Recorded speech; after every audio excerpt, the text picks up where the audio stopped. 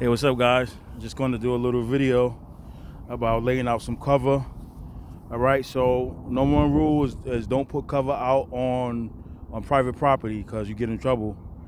If you know places and you don't want to litter, like try to find stuff that's like the best bet is try to find stuff that's out already. Like you see this board right here, it was just laying here, and I found a couple other pieces I already placed out already. But do stuff like that. You want to put stuff like in the shade, so you don't want to keep it out in the sun too long, because if it's exposed to the sun, it could get hot real quick, and you probably won't get no snakes into that.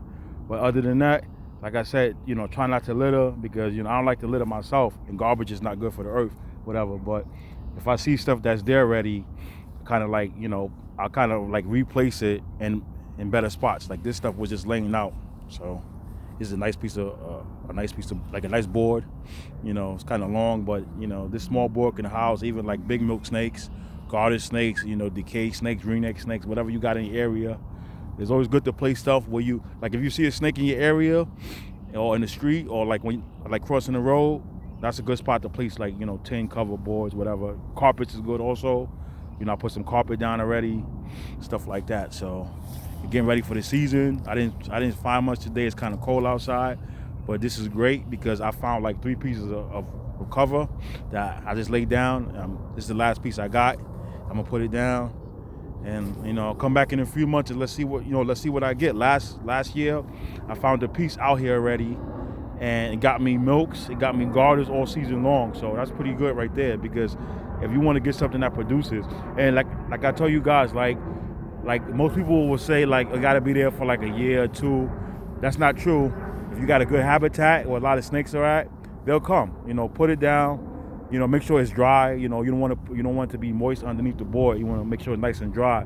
But put it down, and you get snakes. And I'm putting these pieces down right now. And in a few months, I'm gonna come back, and hopefully I have some milk for you guys and garter snakes, and I can show you guys that I know what I'm talking about. Because people will be like, oh, you probably don't know what he's talking about, but you'll see.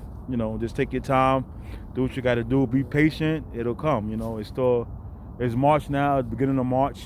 It's still kind of cold. We had a good day today. It was like in the 50s today, but it's still chilly. So like I found my first garter snake last year, and it was March.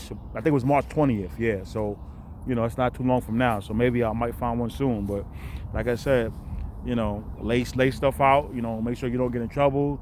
Make sure you don't put stuff on private property. That's number one rule. And like I said, try not to litter too much. If you see something out there already, it's good. But some people will grab their tin and just start placing it places. That's not good either. So like I said, do it good, do it right, and let's have fun. Everybody have some good luck this upcoming herping season.